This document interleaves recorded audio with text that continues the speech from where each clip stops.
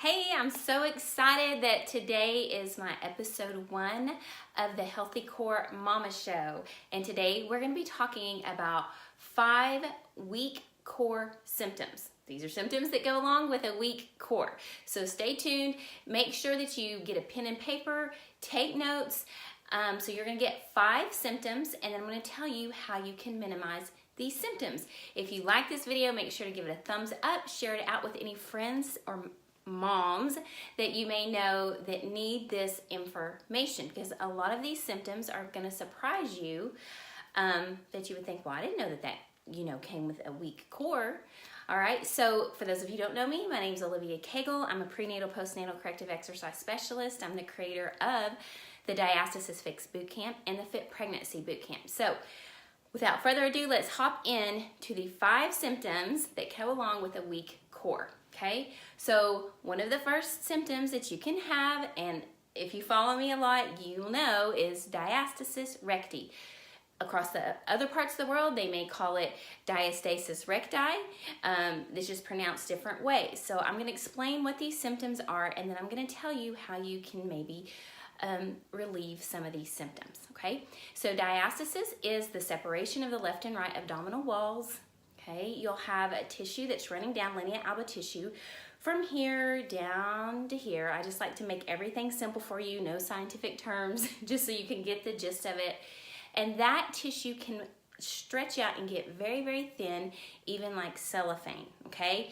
So what happens in a diastasis is your organs can come out, okay? And if you have bloat, the bloat gets worse. So you can end up still looking pregnant if you've done everything you can think of with diet, with exercise, and you still have this pooch that won't go away.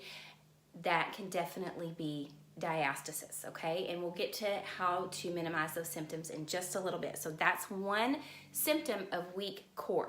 Now, when I'm talking about core, I'm talking about your 4 inner core muscles. Those are your diaphragm, okay? Your multifidus muscles of the spine, little muscles on your spine, your pelvic floor, and your TVA, your transverse abdominal muscles. Those are your 4 inner core muscles.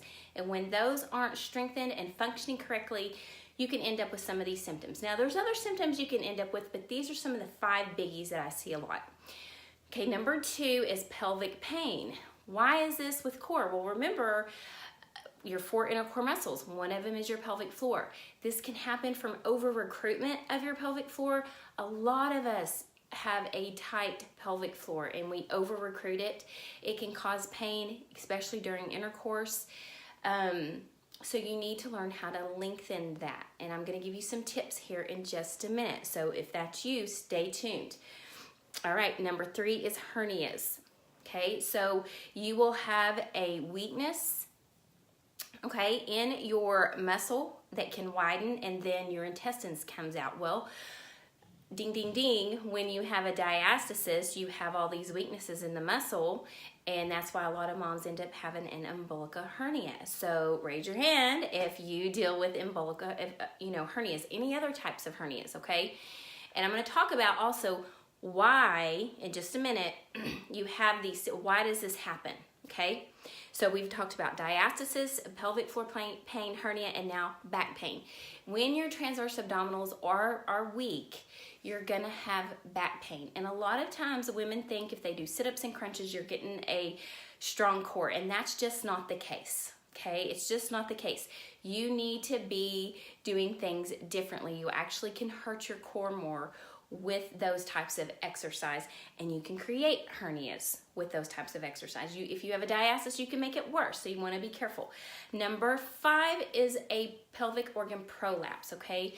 So that is kind of like a hernia, but it's in the vagina walls. So you can have bladder prolapse, you can have uterine prolapse, you can have rectum prolapse, where these will come out and push out in the vagina area, and you can feel the pressure, or sometimes you can even see it. So What causes all these symptoms? Well, number one, a lot of times it's an intra-abdominal pressure. So what that means is we walk around in bad alignment, we walk around not breathing correctly, we walk around sucking our tummies in, and now we've created an intra-abdominal pressure.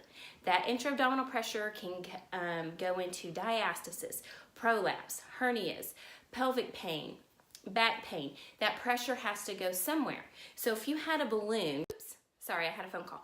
If I have a balloon and you squeeze the balloon, okay, it's gonna pooch out here, right? It's gonna just kind of get bigger here. Well, this is pressure going on inside of you, and you have to learn how to release that pressure. So if you want to know how to do this very step by step, I have a free 5-day diastasis challenge you can do. There's a link somewhere around this video that you can click on to take it for 5 days, and you're going to learn exactly how to do this. Today I am just explaining all this. I should have put my phone on airplane mode, but I did not. So you want to release your abdominal muscles, okay? You want to make sure you're not sucking in your tummy all the time, because that actually can make our pelvic floor tight, and then also when we sit a lot, our pelvic floor's muscles are shortened, okay? And we need to learn to lengthen our pelvic floor muscles as well. So first thing I would say, just let your abdominal muscles go, relax them, okay? And later we can go into depth about engaged abs versus active abs versus relaxed abs. There's all these kinds, but right now you just need to know just to let it go, okay? You need to learn to not have your booty tucked all the time, okay? Because when we sit, in our culture, in America, I see that, baby, that our pelvic floors are shortened all the time from all the sitting we do. So we need to learn how to untuck that pelvic floor. Now, if you have lordosis and you already untuck too much, you just bring it to neutral position. You just want to make sure it's not tucked, and most of us are tucked, and we stand this way. We want to make sure we lean forward and have a tucked bum. Okay, so you want to lean back onto the heels of your feet, untuck, and let that abdominals go. Okay, so that's correct alignment. Again, I have a 5-day diastasis challenge. It's free. I go into depth in that, and you want to make sure you grab that if you're dealing with any of these symptoms. The next thing you want to do is learn how to breathe correctly, because most of us breathe like this. Okay, we breathe with our chest. We're not using our diaphragm muscle. This is like one of the most underused muscle and one of the most important muscles that you need to be working with, okay?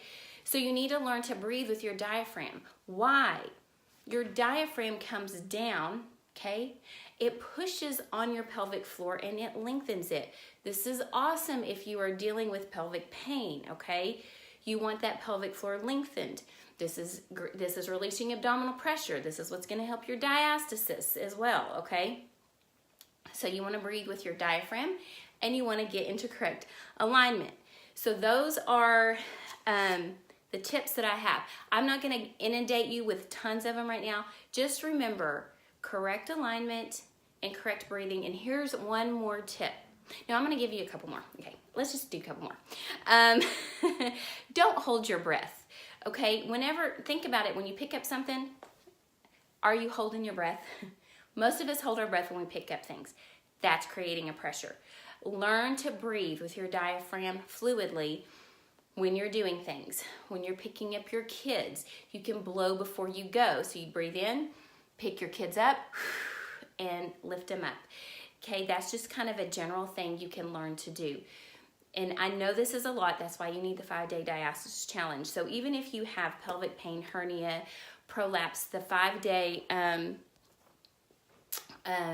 challenge is going to help with all of this, all right? Also, pelvic pain. So your breathing is going to be key on your pelvic pain, but here's some other things to remember, okay? Sometimes our jaws, well, not sometimes, they can be connected to our pelvic floors. A lot of people with TMJ, they have tight pelvic floors. So you may have pressure points in your jaws that you can push on. You may feel them, it be real tender, and you can start pressing on these, and it can actually release your pelvic floor muscles. It's crazy how we're connected, but this is something that can really help. Also, if you go when you breathe out, that will release your pelvic floor muscle. So when you go to the bathroom, I want you to, if you have pelvic pain or anything going on, learn to breathe with your diaphragm and relax, because if you have constipation and you strain and you have a prolapse or a diastasis, that can make it worse. So you want to learn how to breathe with your diaphragm, and then even when you blow out, and it releases your pelvic floor. If you've had a baby, if you've heard in labor training, you open your jaw, because that can release your pelvic floor. So those are some things you can practice on. Like I said, if you like this video, give it a thumbs up, share it with any moms that may need this information. Get the 5-day diastasis challenge, it's free. The link is somewhere here, and let me know, do you deal with any of these symptoms? And if so, what are the things that you're doing for them? Okay, so thanks for watching, and I'll be on with episode 2 later this week. Bye.